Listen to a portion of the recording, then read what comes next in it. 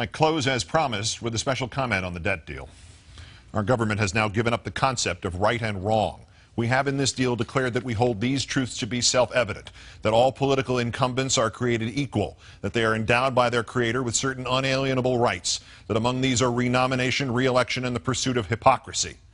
We have in this deal gone from the 4 freedoms to the 4 great hypocrisies. We have superseded Congress to facilitate $750 billion in domestic cuts, including Medicare, in order to end an artificially induced political hostage crisis over debt originating from the bills run up by a Republican president who funneled billions of taxpayer dollars to the military-industrial complex by unfunded, unnecessary, and unproductive wars, enabled in doing so by the very same Republican leaders who now cry for balanced budgets, and we have called it compromise.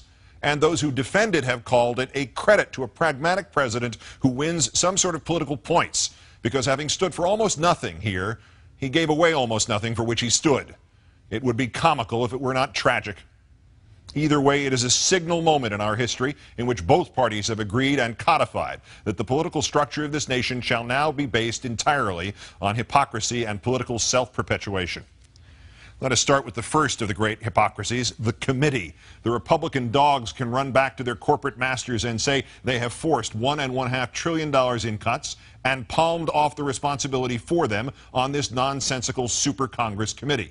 For 2.5 brutal years, we have listened to these Tea Party mountebanks screech about the Constitution of the United States as if it were the revealed word and not the product of other, albeit far better, politicians. They demand the repeal of amendments they don't like and the strict interpretations of the ones they do, and the specific citation of authorization within the Constitution for every proposed act or expenditure or legislation except this one. Where does it say in the Constitution that the 2 houses of Congress can, in effect, create a third house to do their dirty work for them, to sacrifice a few congressmen and senators so the vast majority of incumbents can tell the voters they had nothing to do with this? This leads to the second of the great hypocrisies, how in the same breath the Republicans can create an extra constitutional super Congress and yet also demand a constitutional amendment to force the economic stupidity that would be a mandated balanced budget. Firstly, pick a side, ignore the Constitution or adhere to it. And of what value would this mandated balanced budget be? Our own history proves that at a time of economic crisis, if the businesses aren't spending and the consumers aren't spending, the government must spend. Our ancestors were the lab rats in the horrible experiments of the Hoover administration that brought on the Great Depression, in which the government curled up into a ball while it simultaneously insisted the economy should heal itself, when, in times of crisis, then and now, the economy turns out to be comprised entirely of a bunch of rich people who will sit on their money no matter if the country starves.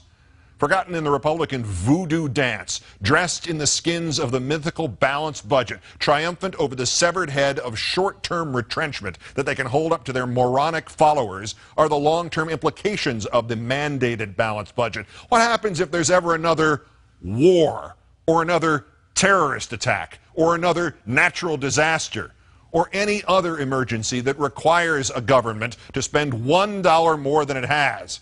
A constitutional amendment denying us the right to run a deficit is madness, and it will be tested by catastrophe sooner than any of its authors with their underdeveloped imaginations that can count only contributions and votes can contemplate. And the third of the great hypocrisies is hidden inside the shell game that is this super Congress. The super Congress is supposed to cut evenly from domestic and defense spending. But if it cannot agree on those cuts, or Congress will not endorse them, there will be a trigger that automatically cuts $1.2 trillion or more. But those cuts will not necessarily come evenly from the Pentagon. We are presented with an agreement that seems to guarantee the gutting of every local sacred cow from the Defense Department, except if the congressmen and senators to whom the cows are sacred disagree and overrule or sabotage the super Congress, or except if for some reason a 12-member committee split evenly along party lines can't manage to avoid finishing every damned vote 6-6. We're cutting defense, unless we're not. The fourth of the great hypocrisies is the evident agreement to not add any revenues to the process of cutting. Not only is the impetus to make human budget sacrifices out of the poor and dependent formalized, but the rich and the corporations are thus indemnified again and given more money not merely to spend on themselves and their own luxuries, but more vitally, they are given more money to spend on buying politicians, buying legislatures, buying courts, buying entire states, all of which can be directed like so many weapons in the service of one cause and one cause alone, making by statute and ruling the further protection of the wealthy at the expense of everybody else, untouchable, inviolable, permanent. The White House today boasted of loopholes to be closed and tax breaks to be rescinded later by a committee that is yet to be formed.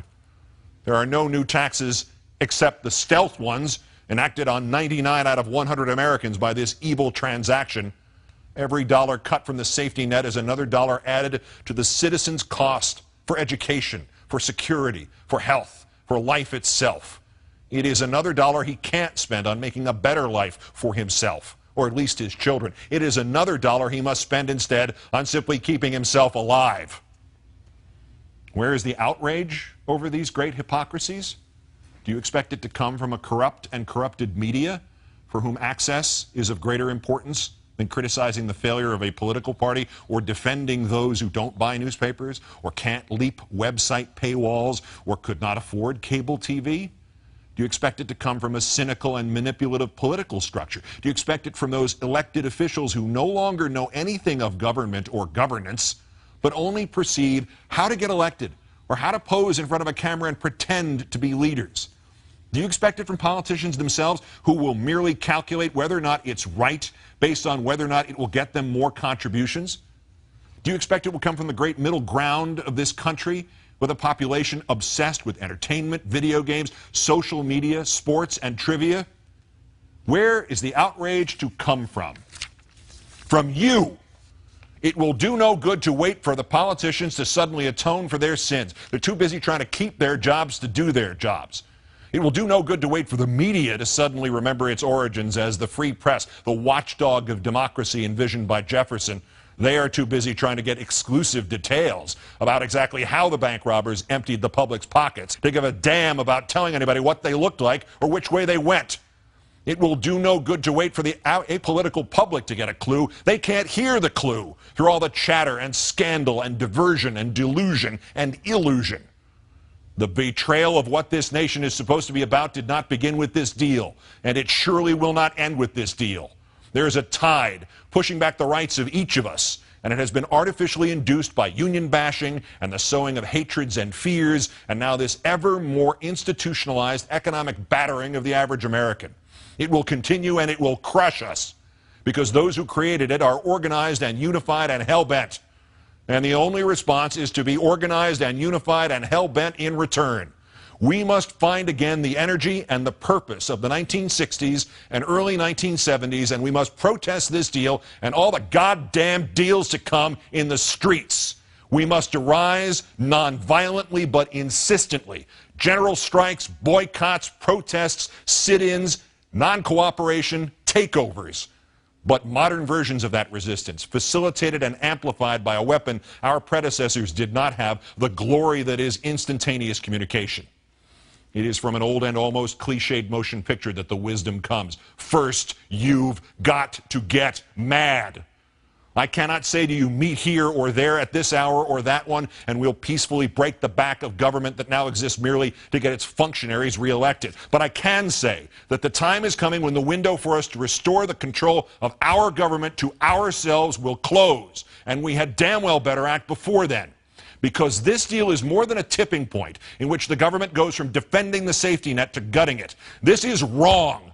And while our government has now declared that it has given up the concept of right and wrong, you and I have not and will not do so.